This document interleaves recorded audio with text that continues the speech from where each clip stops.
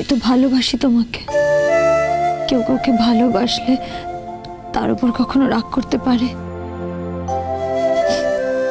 এই তো দেখো না বাবি আমাকে কত ভালোবাসে বলো, আর অত ভালোবাসে বলেই তো আমার উপর কখনো রাগ করতে পারে না। তার মানে আমি তোমাকে ভালোবাসি না, তাই তো?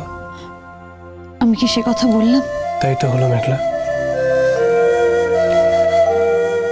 আমি যখন তোমাকে ভালোবাসার কথা বললাম তখন তুমি আঙ্কেলের কথা বললে, আমার কথা তো একবারও বললে না। অনুরাগ, তুমি মাঝে মাঝে এমন ছেলে মানুষই করো না। ছেলে মানুষের কি আছে? তুমি তো সত্যিই বলোনি।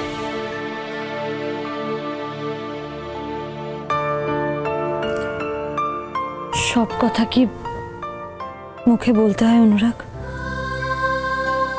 কিছু কি বোঝা যায় না?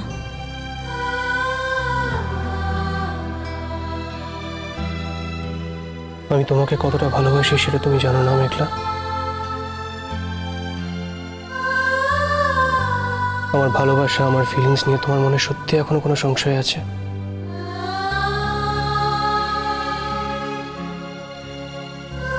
সেদিনকে ওই ইনটক্সিকেটেড অবস্থাতেও তুমি এমন একটা কথা আমি বলেছিলে। কি বলেছি অনুরাগ? বিশ্বাস করো আমার কিছু মনে নেই। কিন্তু আমার তো মনে আছে মেঘলা। আর সেরকম একটা সময় মানুষ নিজের মনের কথাটাই বলে। আমি কি তোমাকে অপমান করেছিলাম?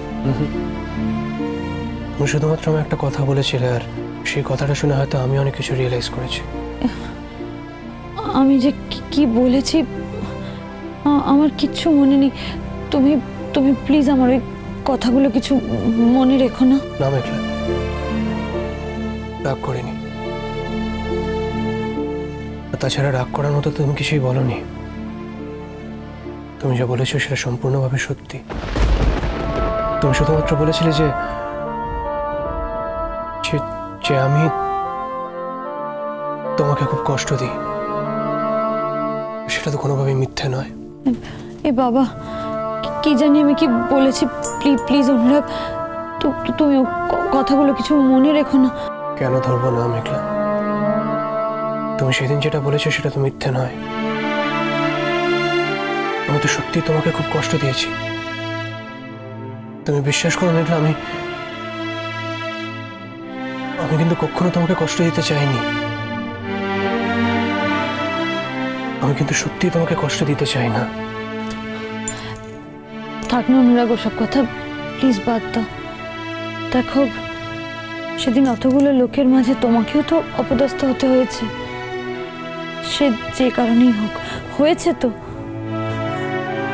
আমি তো কেবল সেই কথাটাই ভাবছি। দেখো, সেদিন এতগুলো লোক গেল, কারোর সঙ্গে কিন্তু কিচ্ছু হলো না। আমার সঙ্গে বারবার এরকম কেন হয় বলো তো? সেদিন ওই ঘটনাটা যে কারোর সঙ্গে করতে পারতাম মেঘলা। ইনসিডেন্টলি তোমার সঙ্গে ঘটেছে। তবে যদি এই ব্যাপারটা কেউ প্ল্যান করে এক্সিকিউট করে থাকে তাহলে ভাবতে হবে তুমি ছিলে তার টার্গেট। টার্গেট? আমাকে কি টার্গেট করবে? আমি তো ওখানে কাউকে চিনি না। তাছাড়া আমাকেও কেউ চেনে না। মেঘলা, আমি যত জানি তোমার তো একটাই শত্রু আছে। না অনুরাগ, আমার মনে হয় অন্তত এই বিষয়টাতে দিদিভাইকে জড়ানোটা ঠিক হবে না। ও ওখানে কি করে আসবে বলো? ও কি পারে আর কি পারে না সেটা আমি জানি না মেঘলা। ওর ব্যাপারে আমি কোনো রকম অ্যাসিওরেন্স দিতে পারবো না। আমি শুধু এইটুকু জানি যে অদ্রিজার দ্বারা সব সম্ভব। দেখো অনুরাগ, দিদিভাই অন্যায় করেছিল বলে আমরা ওকে এ বাড়ি থেকে বের করে দিয়েছি। বেচারি এখন কোথায় আছে তাও জানি না। আর আমরা ওকে বাড়ি থেকে তাড়িয়ে দিয়েছি বলে মিষ্টু আমার সাথে আর ভালো করে কথা বলে না। আর এর থেকে আমি বুঝতে পারি মিষ্টুর সঙ্গে দিদিভাইয়ের এখনো যোগাযোগ আছে। আসলে আসলে এই ব্যাপারটাকে না মিষ্টু মেনে নিতে পারেনি।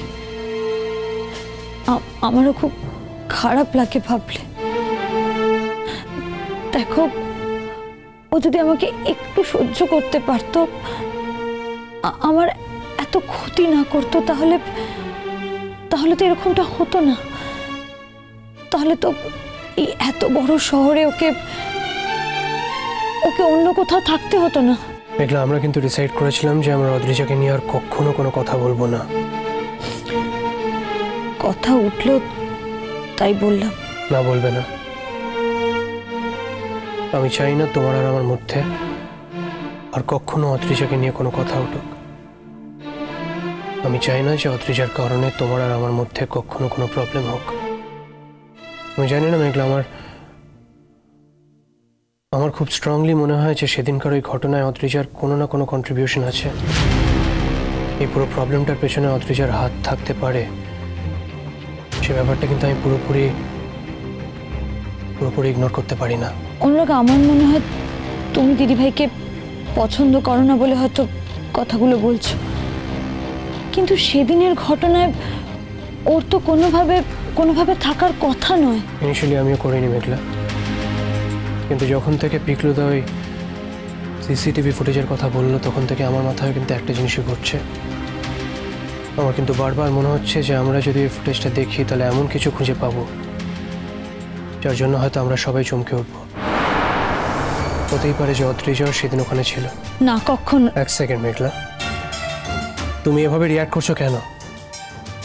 এর আগে অদ্রিজা যা যা করেছে তার থেকে তোমার একবারের জন্য মনে হচ্ছে না যে এসব কিছুর পেছনে অদ্রিজার হাত থাকতে পারে? অনুরাগ, তুমি আমার কথাটা শোনো। অন্তত এই ব্যাপারে দিদিভাইয়ের কোনো হাত নেই। কি করে থাকবে বলো?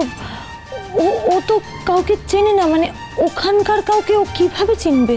চেনার তো কোনো দরকার নেই। ও যদি কোনোভাবে এইটুকু খবর পায় যে তুমি সেদিন ওখানে পারফর্ম করতে যাচ্ছিলে, সেটাই তো যথেষ্ট। আর তাছাড়া শুভঙ্কর তো ওই একই ইউনিভার্সিটিতে পড়ে, হয়তো ওর থেকেই জানতে পেরেছে যে সেদিন তোমার ওখানে পারফর্ম করার কথা। তার মানে তুমি বলছো দিদিভাই আর শুভঙ্কর একসাথে মিলে প্ল্যান করেছে? না মানে কিন্তু কিন্তু শুভঙ্কর এরকম কেন করতে যাবে বলো? মানে ও তো সেরকম ছেলেই নয়। ওকে এবারের সবাই কত ভালোবাসে, কত ভালো ছেলে। ওর পক্ষে কিন্তু এরকম কিছু করা সম্ভব নয়। না, আমি বলছি না যে শুভঙ্করই দায়িত্ব নিয়ে পুরো ব্যাপারটা ঘটিয়েছে। আফটারঅল বিকাশ আঙ্কেলের ছেলে, আর বিকাশ আঙ্কেলের যা গ্রুমিং, বিকাশ আঙ্কেলের যা ব্যাকগ্রাউন্ড, তাতে এটা সম্ভবও নয়। তবুও মেঘলা, তুমি নিজেই আমাকে বলো, অদ্রিজার গ্রুমিং বা অদ্রিজার ব্যাকগ্রাউন্ড তো খারাপ নয়। আফটারঅল তুমি আর অদ্রিজা তো একই বাড়িতে বড় হয়েছ। দ্যাট ডাজ নট মিন যে আমি বলছি শুভঙ্করই পুরো ব্যাপারটা ঘটিয়েছে। যদিও ঘটিয়ে থাকতো তাহলে কিন্তু নিজের দায়িত্ব নিয়ে আমাদের বাড়িতে আসতো না। আর আফটারঅল ওকেও কিন্তু দেখে আমার খুব খুব খুব শেখেন মনে হচ্ছিল। তাহলে আমার মাথায় এই মুহূর্তে একটাই নাম ঘুরছে, আর সেই নামটা হলো অদ্রিজা। কিন্তু অনুরাগ, দিদিভাই এলো আর আমরা কেউ ওকে দেখতে পেলাম না।